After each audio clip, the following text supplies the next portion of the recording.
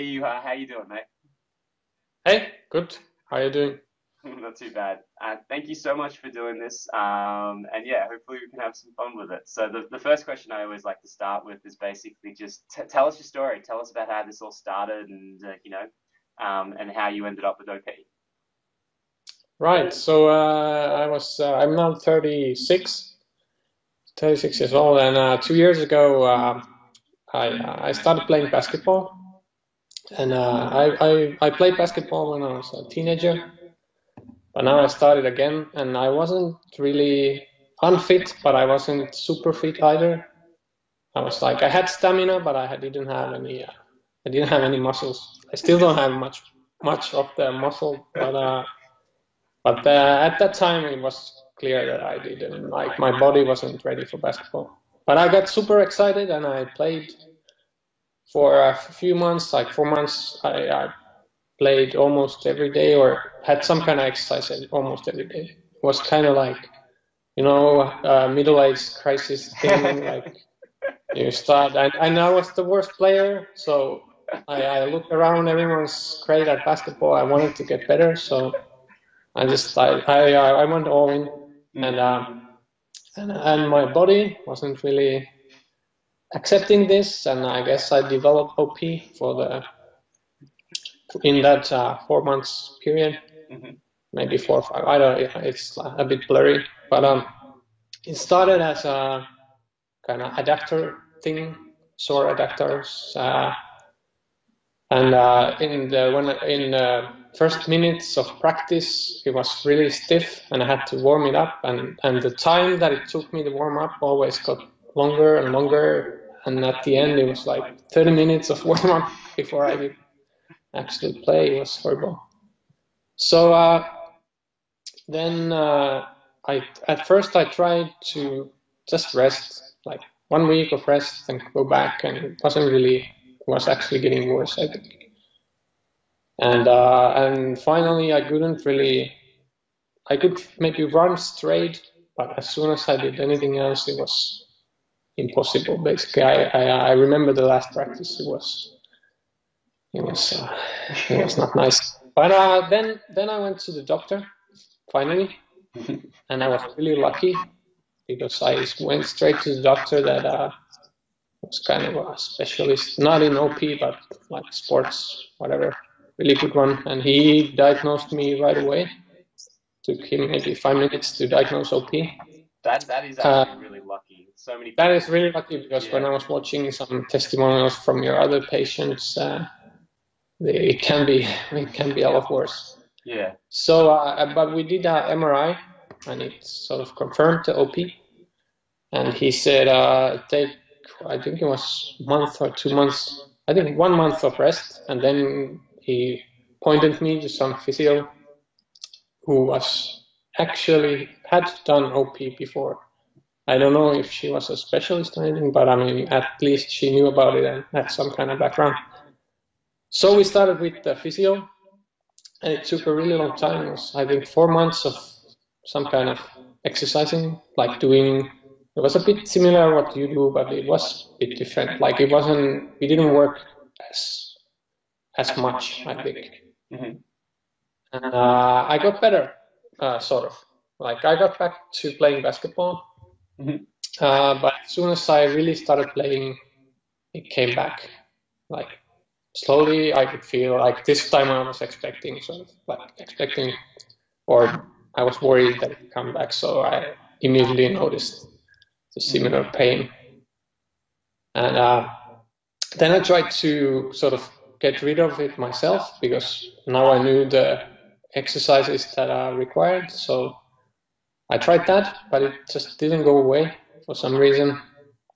And I tried a longer break. I tried 5 weeks of nothing, and again it got worse. And it was really weird at the time. At the time, like I couldn't understand why resting made it worse. It was really not intuitive in any way. Mm. So at that point, I went to another physio, and we started again. We started exercising, and it was I think 2 months with him. And at this point, the pain started coming back even with the exercises. That didn't happen with the first one. When we moved to more like harder exercises, it's just it got painful. I tried to rest, I go back to exercises, it's even more painful. Then I just stopped that with that physio. And I just like to point out, like, if these physios are watching this for some reason, I'm not blaming them. I think they were just fine. It's just like this thing is hard to fix. It's horrible. It's not perfect patient. Yeah, at least on the first, like these two first, I feel like in retrospect maybe I wasn't taking it seriously enough. I don't know. It's hard to say. I think also. But then then I kind of like I've done 2 physios now. It's not getting better, and I felt like my only option is either some weird surgery or whatever, or then just complete rest for a really long time. And of course, I chose the sort of the cheaper, easier, which is the rest.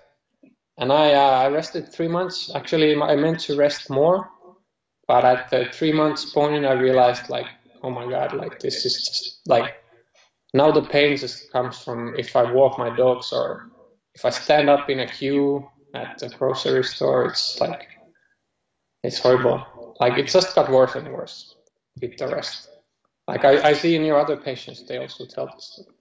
It's after, like, in retrospect, it makes sense. Like, yeah. But I mean, at that point, like, what is this thing? And now it wasn't about basketball anymore. Now it was just like, can I live without this pain at all? Like, what is going to happen?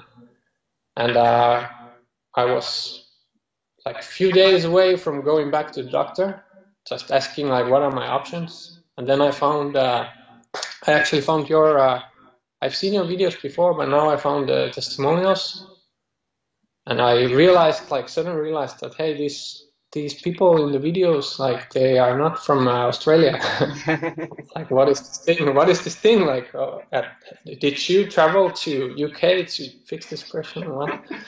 So I soon realized that you can do this remotely, which was nice. And I was thinking maybe I slept over, like, I decided that I will sleep over it and decide. And then the next day I decided, like, I'm gonna contact you and see what happens.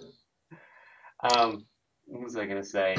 It's funny just how, like, each story is unique and each case is unique, but like there are just those same common themes running through it over and over again, which is just essentially that, yeah, rest just always makes it worse. It never gets better. And that it's just because it just operates in the exact opposite way of all other, conditions. You tear a muscle, you rest, it heals.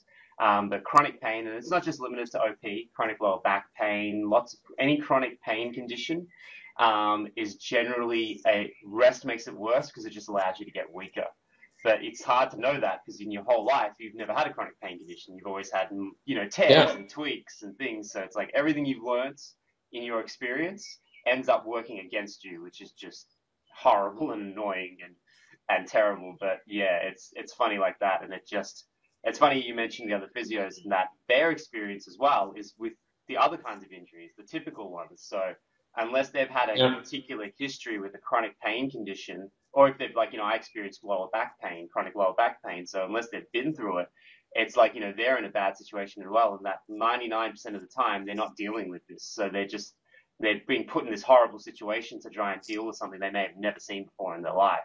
It's just so difficult kind of thing. Okay, so you jump on. For me, sorry. You going? Yeah, for me, I never really been injured before. Like, I was really lucky in every sport I done. And now to have this sort of, like, at this point it was 18 months from diagnosis. So it's like I didn't know what to do. Like, it was completely new. And I never been to physiotherapy before, and like to have this unintuitive injury that gets worse with the rest. I'm so lucky now that I'm healthy. It's what's it called? It was almost as if your, like, entire life, the injuries all saved themselves up and then hit you at once. Yeah, I mean, I guess it kind of the luck is Yeah, averaging out. yeah, it's kind of horrible, but yeah. Um, so you jump online, right? So you watch the testimonials, and you start jumping in. So what was like? So we did that assessment, that like that first session where I just kind of assess you and have a look at you. What was your kind of like, especially like to give a bit of a background? You're an engineer. What kind of engineer again? Software, like Software. I'm Yeah. programming. Programmer. Yeah. So you're used to kind of like logical things and working your way through problems. How did you respond to kind of like that? Like, so I assess you and I kind of point out all these things that are kind of wrong with your body. What was going through your head as you kind of went through that? Um, I guess. Well, it made sense. Like it made sense when you showed me. Like here you're doing this and here you're doing that. But I didn't. I'm trying to go back to the moment.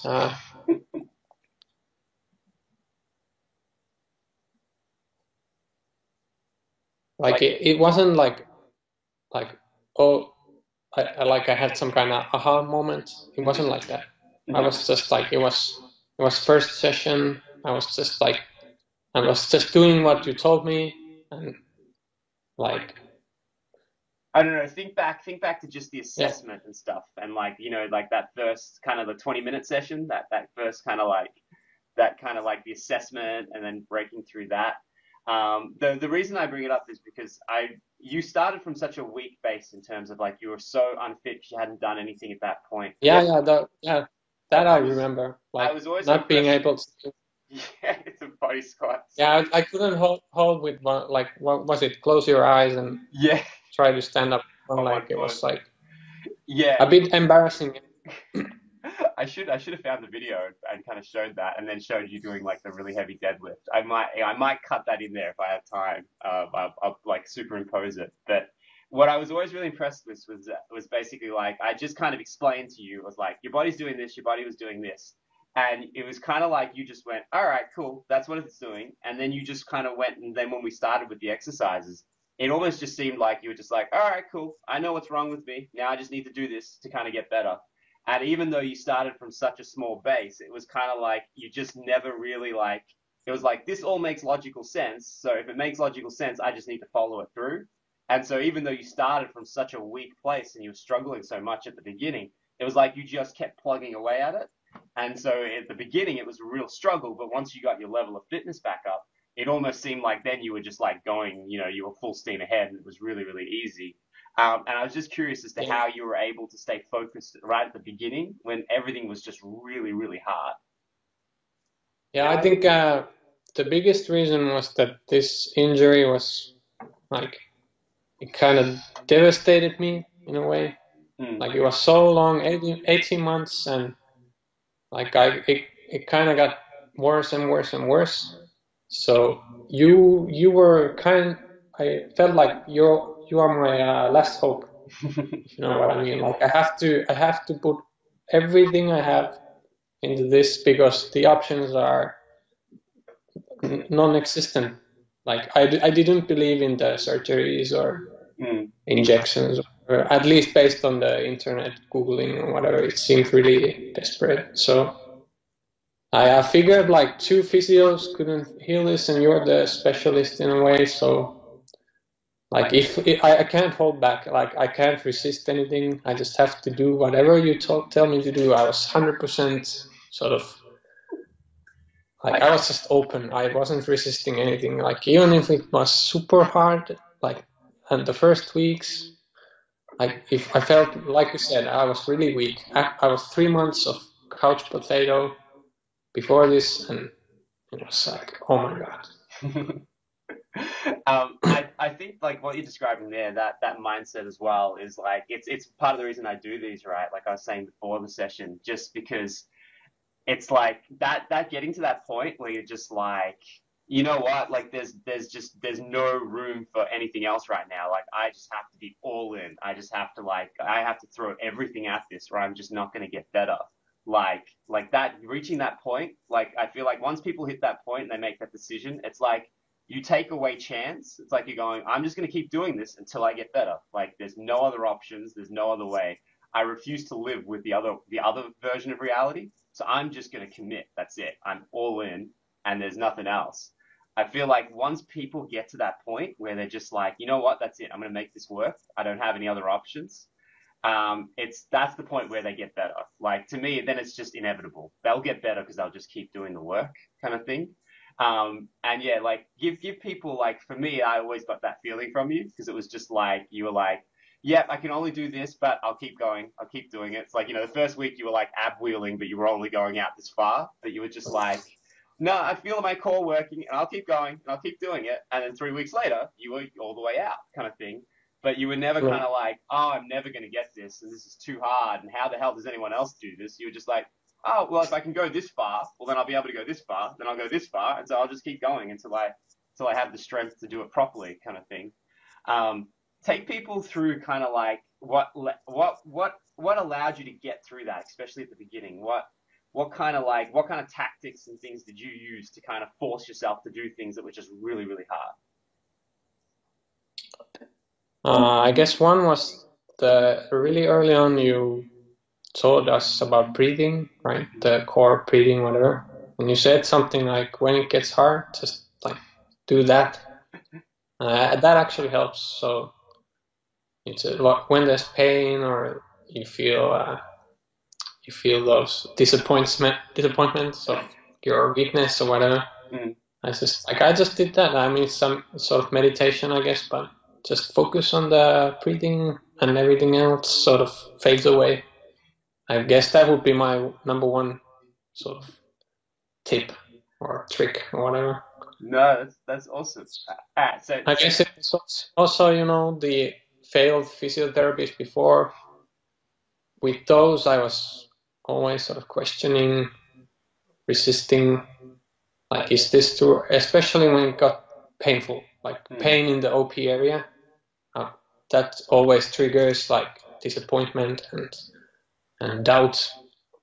And then those therapies, I guess, failed partly because I wasn't really 100% committed to what the physiotherapist was saying. I was always doubting. But with you, I was so like, I already tried I tried to think myself, but now I just like, it's not up to me. I'm just gonna switch off my brain and execute. Awesome. So tell me a little bit, like, especially with that pain stuff as well, and the effect that it had.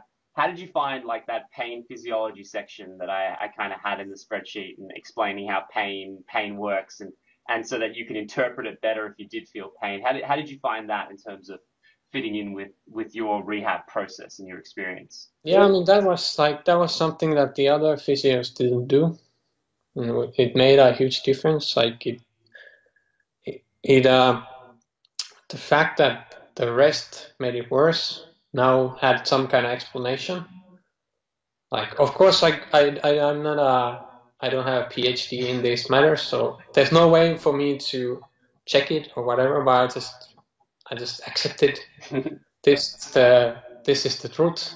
This is how it works, and it was like that just releases all the stress. Like, and the fact that there's pain is not the end of the world. It's not. I accepted that the signal coming from the injury is not accurate. Basically, that's the engineering way of putting it. There's more noise and less signal. So for anyone who's watching this, essentially there's a part of the program where I just explain how pain physiology works, and you guys not wrong in saying that it's not 100% like literally correct in how I explain it. I kind of use analogies and things to kind of describe it, how it works conceptually, rather than the exactitudes of it. But essentially the idea is just going, you can't necessarily trust your body's signals because you've had the pain for so long, and it's so kind of thing, and that if every time you feel the pain you back off, then you're never going to get anywhere. But at the same time, you have to be intelligent about it. You can't just push into pain or you're going to get more pain. And kind of this idea of going, well, if you can understand what the pain means, then you can use it to your advantage. You can use it to tell you that you're making a mistake, or that there's room to improvement. It doesn't have to be a dead end. It can be like, it can just be a point in the process. And so you can do an exercise and be like, oh, that hurt. Why did it hurt? And if I do this differently, does it hurt less or does the pain change? And then use it as a point of reference to kind of change. And then sometimes, like you guys describing there, sometimes you can get so good at the exercises, you can be like, you know what, I'm doing this correctly. The pain I'm feeling isn't real. Like it's just sensitivity and I need to ignore it. And then all of a sudden it's like, without the stress and the anxiety, your body can just focus on doing the exercises and doing the work of getting stronger. And the more you focus on that, the more you focus on strength, the less your body gets concerned with weakness. And the less you focus on weakness, the less you focus on pain. And your body just gets its mind in the right direction of fixing itself rather than worrying about stopping and resting, which is what pain wants you to do. It wants you to stop and rest, which works for every other condition but OP. Yeah, that's right. All right. So, and it doesn't really matter that if it's not 100% scientific or whatever, like it's close enough and it works, so like, that's all you need. Like if you're an OP patient, you don't care about scientific accuracy that much. If you just can get better, of course you shouldn't do anything unscientific, but I like to say there's a lot of, let's say there's a lot of gray area that doesn't really matter. Yeah, I like to think the proof's in the pudding. It's like, if the result is what you need, that's all that matters. So tell me, which of all the exercises that you did, which is the one that was like the hardest, that you just like was just like you wanted to break something over because it was so difficult? I guess either the deadlifting, because it took a long time to get my bum out. But in the later ones, the where you spin the ball, yeah, I still struggle, but it's I'm much stronger now, so I can sort of get there. But those two are really the most difficult.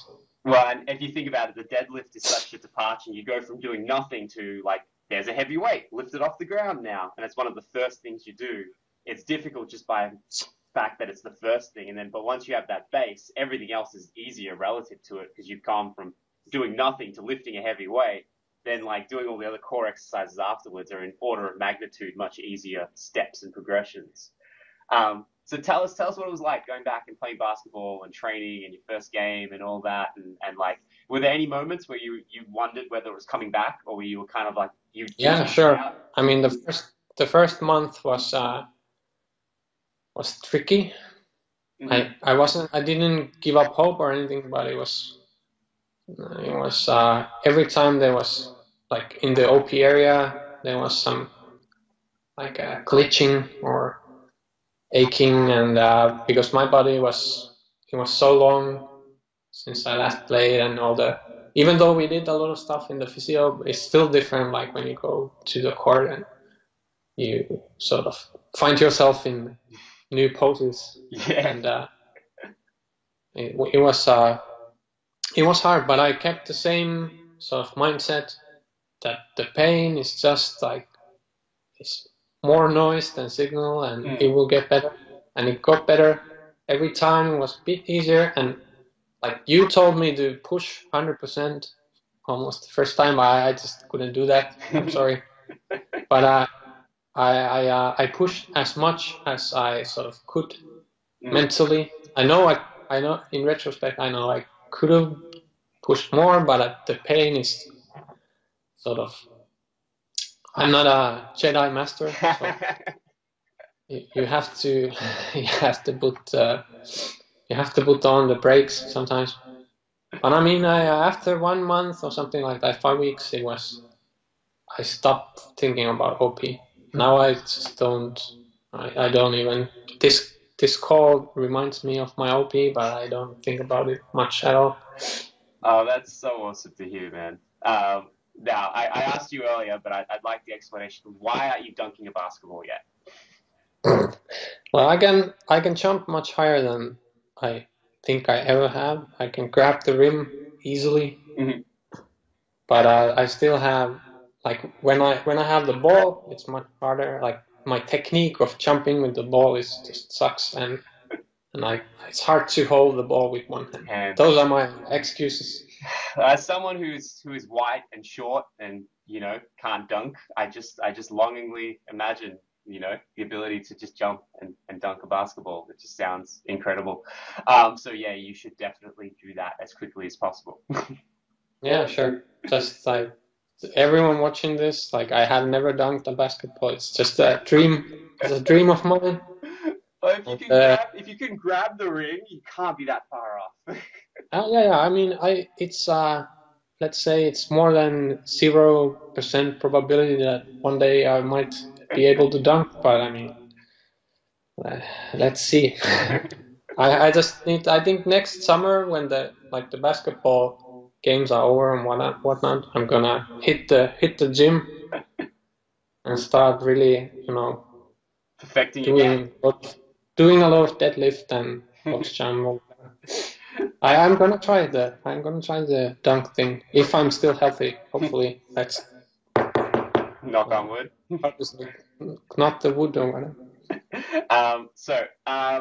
So to finish this all up, and I always like to ask this question: if someone who was in your situation is watching this, and and is thinking about starting the program and is trying to get their head around how they're going to get better and is starting to give up hope, what is your message to them? What do you want to tell them? From your experiencing of getting over this and working through this, what's the advice you can give them to try and help them, get through it and be successful? Well, I guess the first thing, when I was looking at the video, I was thinking, I am desperate and I'm willing to spend money, so I am a prime target for some kind of scam artist, right? So being afraid of scam artists in that situation is healthy. Mm-hmm. So if someone watching this, are thinking the same thing, I should be afraid, yes, you should be afraid of scam artists or whatever. But when you look at what Jason is doing, you look at testimonials, you look at the website, and look at how you never take money up front. There's even a 30 minutes free session, or what was it, 20 minutes? Yeah. So it doesn't make a lot of sense for a scam artist to do operate like you operate. So there's no, when you think about it rationally, there's no way. Jason here is a legit therapist or whatever. And the second thing I was wondering is how the hell do you do this remotely? But actually, at least for me, this was actually better format than the local physio for some reason. I don't know if this is the same for everyone, but the fact that we are remote forces us to videotape everything, right? So you're videotaping everything you do, and then you can watch them at whenever you want, and it's much easier to sort of get the feedback when you're not doing the actual exercise. It's for some reason that works really well. I was really blown away by that. So if you're wondering about the remoteness, don't be worried. It's a lot of fun. It works out great.